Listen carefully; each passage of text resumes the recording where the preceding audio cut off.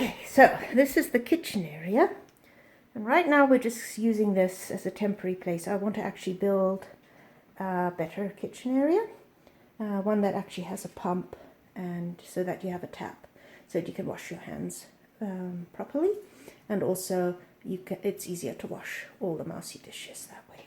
You can also buy very small sort of portable on-demand water heaters, so I could even have warm water, and then you just have a bucket of clean water and then a wastewater bucket, either in there, or I could also put it in. There's a little closet back there that I could put it in.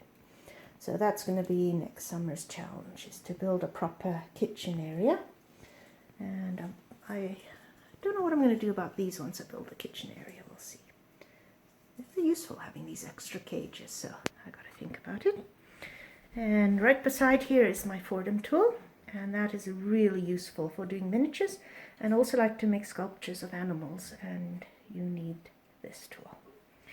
And then here I've got all my Fordham tool supplies, different heads and maintenance and stuff like that. Garbage. And then in here is the entrance hall, and it's almost complete except that I have to put doors in here. And right now I'm using this to store the various mousy beddings and also my tripods. So here is a bin of dried leaves, and then this is my favorite bedding. It's called Uber.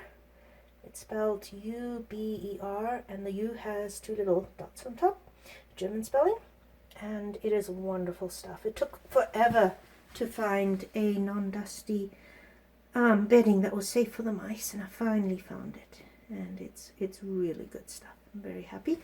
I used to always have my mice on fleece or on this bath mat carpeting, but now I also have them on this because it does such a good job, and I never have any sick mice because of it, except really sensitive ones like Amara, but Amara's an exception.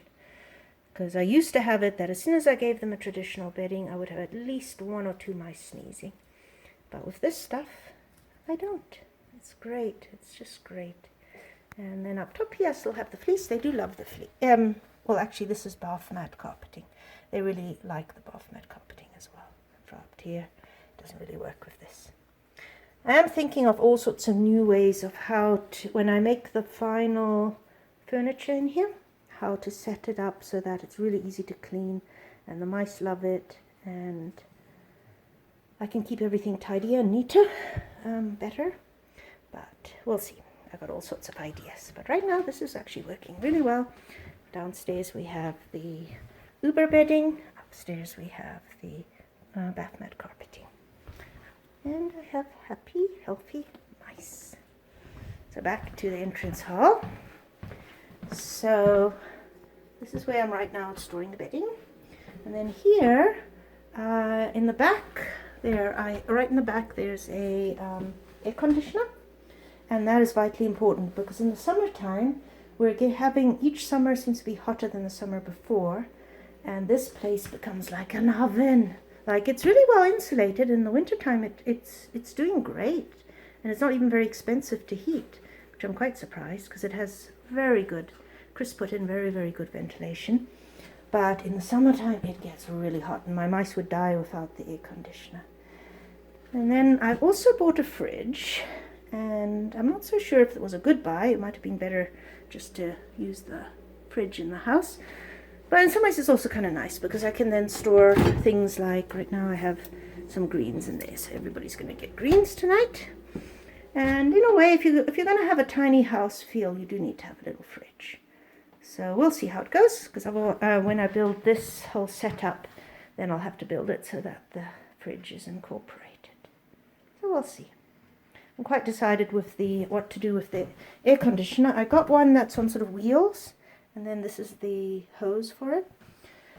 But it's a bit awkward, so I might end up getting one that I put in the window here.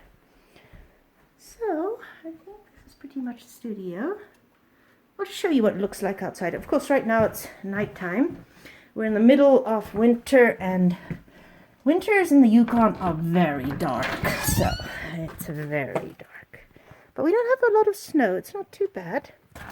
I actually find the winters easier here than in central BC because we don't have as much snow, and we don't have as much ice, and that makes for a much easier winter. But it's longer.